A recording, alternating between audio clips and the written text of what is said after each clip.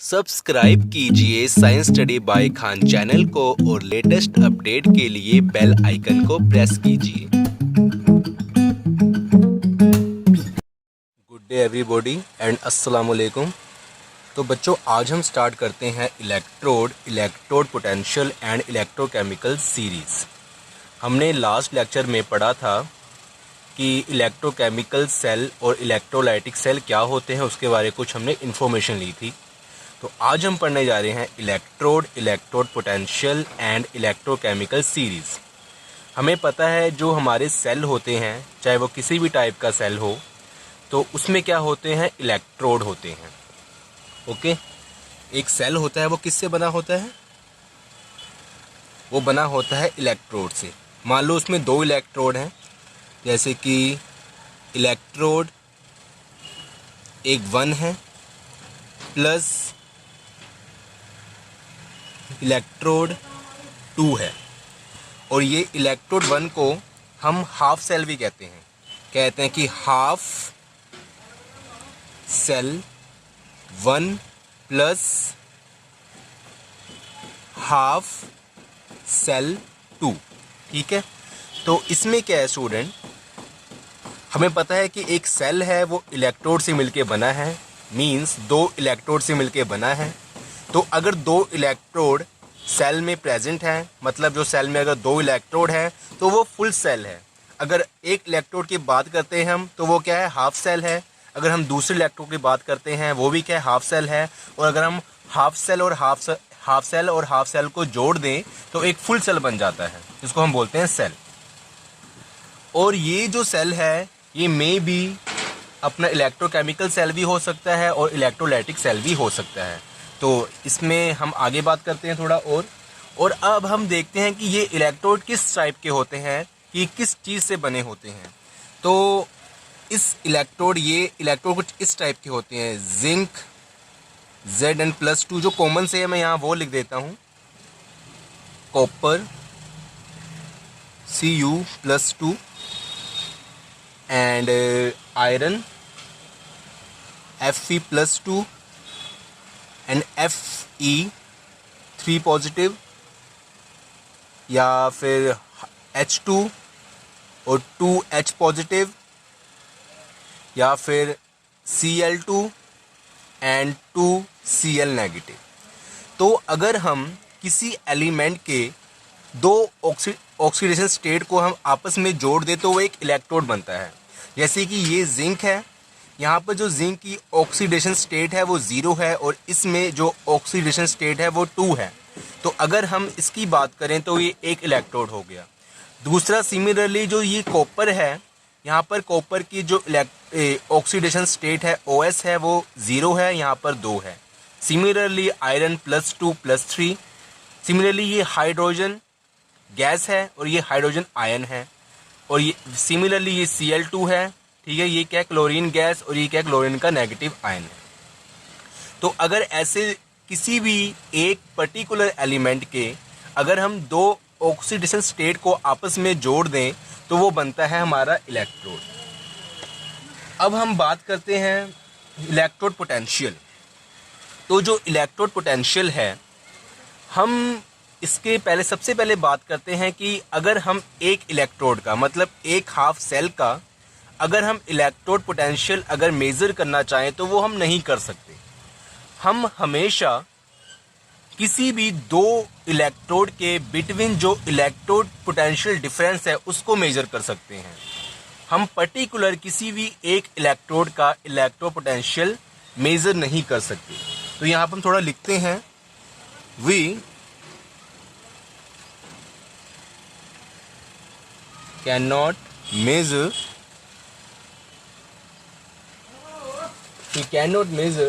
the electrode potential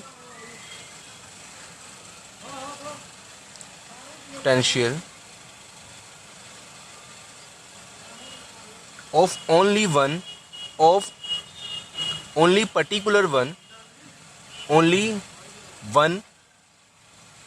electrode, only one single electrode हम कह सकते हैं कि हम किसी भी एक सिंगल इलेक्ट्रोड का जो पोटेंशियल इलेक्ट्रोड पोटेंशियल है वो मेज़र नहीं कर सकते। And even the necessary conditions of electrode potential is presence of two electrodes. मतलब हम ओनली उस इलेक्ट्रोड का इलेक्ट्रोड पोटेंशियल मतलब मेज़र कर सकते हैं उनके बीच में डिफरेंस अगर सेल के अंदर दो इलेक्ट्रोड प्रेजेंस हो, तो उसका हम जो डिफरेंस है इलेक्ट्रोड पोटेंशियल का वो मेज़र कर सकते हैं। और यहाँ पर थोड़ी सी अगर नॉइज़ आ रही हो कि एक्चुअली हमारे साथ में कंस्ट्रक्शन का काम चल रहा है, तो वहाँ पर थोड़े लेबर वगैरह काम कर रहे हैं, इसलिए थोड़ी आवाज़ आ रही है। तो कोई ना को काम करने हैं, तो हम काम करते हैं अपना। And we only measure potential difference between the these two electrode and not exact value of electrode potential. मतलब हम किसी भी एक इलेक्ट्रोड की एग्जैक्ट पोटेंशियल डिफरेंस की वैल्यू हम फाइंड नहीं कर सकते। हम उन दो इलेक्ट्रोड के बीच आया कि हम किसी एक इलेक्ट्रोड का particular exact value of electrode potential हम नहीं मेज़र कर सकते। ओनली हम दो इलेक्ट्रोड के बिटवीन जो सेल के अंदर हैं इलेक्ट्रोड, उसका हम इलेक्ट्रोड पोटेंशियल डिफरेंस जो इलेक्ट्रोड पोटेंशियल बीच में है वो हम पता कर सकते हैं। अब बात आती है कि इसको फाइंड कैसे करना है। मतलब अगर हम इलेक्ट्रोड पोटेंशियल डिफरेंस को ही पता करना है तो कैसे फाइंड करना है, तो उसके लिए हम पढ़ते हैं SHE। और ये SHE का जो फुल फॉर्म है, इसका मीनिंग क्या है? Standard hydrogen electrode. ओके, अब स्टूडेंट ये स्टैंडर्ड हाइड्रोजन इलेक्ट्रोड क्या है, इसके बारे हम इस तरह बात करते हैं जैसे कि ये कुछ ऐसा इलेक्ट्रोड है जिसमें क्या होता है, हाइड्रोजन गैस होती है और उसका जो प्रेशर होता है वो होता है 1 बार के इक्वल और नियरेस्ट कह सकते हैं हम। और उसमें जो हाइड्रोजन आयन होते हैं वो होते हैं एक्वस स्टेट में, और उसका वो होता है 1 मोलर। मतलब 1 मोलर कि ये इतने पर लीटर में ये प्रेजेंट है, ठीक है। उसकी जो कंसंट्रेशन होती है वो होती है 1 मोलर। और ये स्टैंडर्ड इसलिए कहा गया है कि कुछ ऐसा इलेक्ट्रोड होगा और इसको इलेक्ट्रोड को ये एग्जिस्ट करता है। मतलब इसके जो जहाँ ये रखा गया है वहाँ जो कुछ उस एरिया का टेम्परेचर कितना होगा, 25 डिग्री सेल्सियस। तो अगर ये कंडीशंस ये सेटिस्फाई करता है, इस कंडीशन में कोई इलेक्ट्रोड है हाइड्रोजन का जिसमें ये हाइड्रोजन गैस है, उसके ऊपर प्रेशर कितना 1 बार है और हाइड्रोजन आयन है, एक्वस स्टेट में है और उसकी जो कंसंट्रेशन है वो है 1 मोलर, ठीक है। तो उसमें क्या होता है स्टूडेंट, और 25 डिग्री सेल्सियस में वो प्रेजेंट है, तो उसको हम बोलते हैं स्टैंडर्ड हाइड्रोजन इलेक्ट्रोड। अब इसको हम बनाते हैं, ये कैसे बनेगा इसको हम शो करते हैं एक डायग्राम के द्वारा। जैसे कि मान लो ये हमारा कंटेनर है और ये कंटेनर के अंदर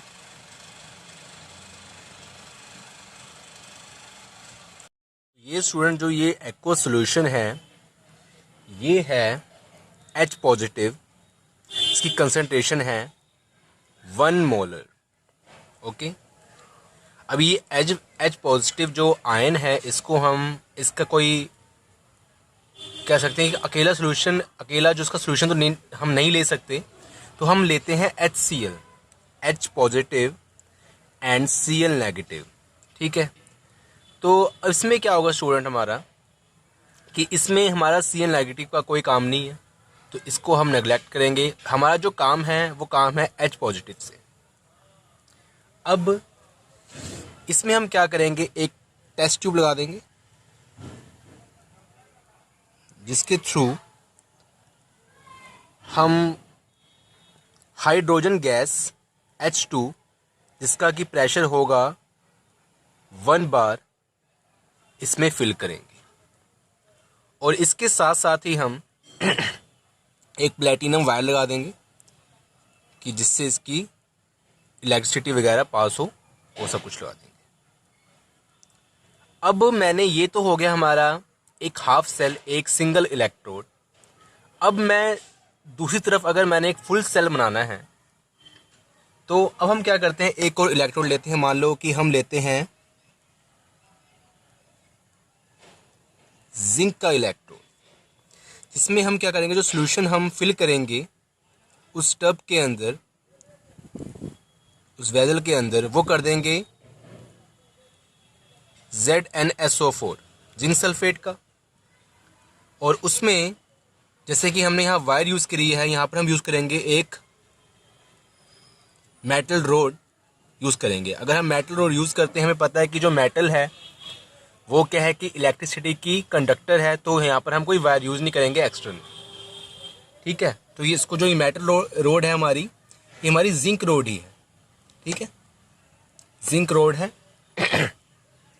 और यहाँ पर क्या, जो जिंक का ऑक्सीडेशन स्टेट है वो 0 है, और इस कंडीशन में क्या है 2 है, क्योंकि हमें पता है SO4 2 नेगेटिव होता है, तो जिंक का कितना हो गया +2 ऑक्सीडेशन स्टेट हो गया। अब इस दोनों को, जो इलेक्ट्रोड को, हम वायर के साथ यहाँ पर कनेक्ट कर देंगे। ये वायर है, तो स्टूडेंट जब इसको हम वायर के साथ कनेक्ट करेंगे, यहाँ पर हम लगाएंगे गैल्वेनोमीटर, और इसको भी हम इसके साथ कनेक्ट कर देंगे। और जब हमने गैल्वेनोमीटर लगाया, इसका पर्पस क्या होगा कि जो इसमें जो इलेक्ट्रिसिटी पास वगैरह होगी, ये उसको बताएगा कि ये अपनी पास हो रही है कि नहीं हो रही है, इसका ये काम है। तो ये बन गया हमारा एक सेल, कंप्लीट सेल। और मैं बताता चलूँ, जो ये इलेक्ट्रोड है हमारा जिंक S2 वाला, तो इसमें क्या है, ये होगा 25 डिग्री सेल्सियस का टेम्परेचर होगा, तभी ये एग्जिस्ट करेगा, क्योंकि स्टैंडर्ड, इसको बोलते हैं स्टैंडर्ड हाइड्रोजन इलेक्ट्रोड। ठीक है, और इसका हम मान लेते हैं कि जो इलेक्ट्रो पोटेंशियल है वो कितना है 0.00 वोल्ट। इसका हम लेट करते हैं कि इसका जो इलेक्ट्रो पोटेंशियल वो इतना है। तो ये हो गया हमारा कंप्लीट सेल। और जो ये हमने वायर यूज़ करी थी, ये मैं थोड़ा बता दूं, ये प्लेटिनम वायर है, ये है प्लेटिनम वायर। ओके स्टूडेंट, तो यहाँ तक हमारी बात पूरी खत्म हुई। अब हम देखते हैं कि जो इलेक्ट्रोड पोटेंशियल है, अगर ये एग्ज़ाम वगैरह में आ जाए तो इसको हमने लिखना कैसे है। ठीक है, तो स्टूडेंट इलेक्ट्रोड पोटेंशियल को हम 2 तरीक़ों से लिखते हैं। पहले ऐसे कि हम लिखते हैं जिंक का इलेक्ट्रोड पोटेंशियल,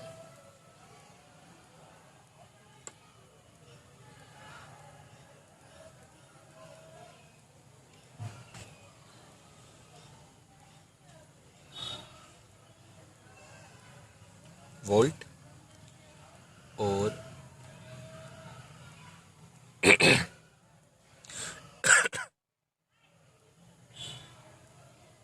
+0.76 वोल्ट। तो स्टूडेंट जो ये यहाँ पर E है, ये किसको रिप्रेजेंट कर रहा है, ये रिप्रेजेंट कर रहा है पोटेंशियल को, इलेक्ट्रो पोटेंशियल को। और इसको हम कहते हैं इलेक्ट्रोमोटिव फोर्स भी कह सकते हैं। और जो ऊपर ये मैंने गोला सा पाया विजन लाइन मारी है, तो इसका मतलब क्या है, इसका मीन है स्टैंडर्ड। ये क्या बता रहा है कि स्टैंडर्ड पोटेंशियल बता रहा है। अब यहाँ मैंने 2 लिखे हैं इलेक्ट्रो पोटेंशियल, जो हमने लिखे हैं दो तरीक़ों से लिखे हैं। फर्स्ट में क्या है, मैंने माइनस में लिया है, और सेकंड में क्या मैंने लिया, प्लस में लिया है। तो आप जो फर्स्ट वाला देखें, फर्स्ट वाले में क्या है कि पहले जो जिंक का ऑक्सीडेशन स्टेट है वो है +2, क्योंकि 2 चार्ज है ऊपर। उसके बाद क्या होता है, जो ये जिंक है इसका है 0 ऑक्सीजन स्टेट। और यहाँ पर क्या है, जिंक का 0 से +2 हो रहा है अपना ऑक्सीजन स्टेट। तो अगर देखो यहाँ पर +2 था, इसने इलेक्ट्रॉन गेन किए और ये बन गया जिंक, जिसका ऑक्सीजन स्टेट है 0। तो जो इलेक्ट्रॉन गेन करने का प्रोसेस है उसको हम बोलते हैं रिडक्शन। ओके,